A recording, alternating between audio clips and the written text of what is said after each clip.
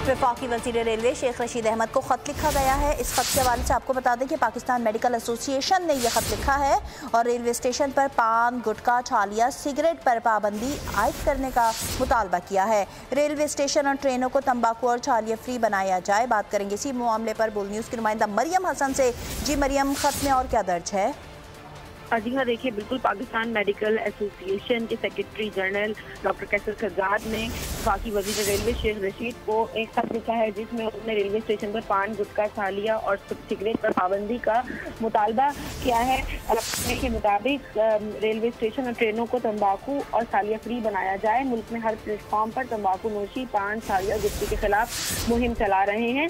मुल्क में तंबाकू से बड़ी तादाद में सालाना लोग जो है हिलाक होते हैं, जिसके बाइस अब जो है ट्रेनों में और रेलवे स्टेशन पर जो है इन तमाम तंबाकू अशिया पर जो है पाबंदी आयद की जाए ताकि इन मुज़र सेहत अशिया के इस्तेमाल से लोगों की जानों को जो है वो बचाया जा सके। मरियम, बहुत शुक्रिया आपका।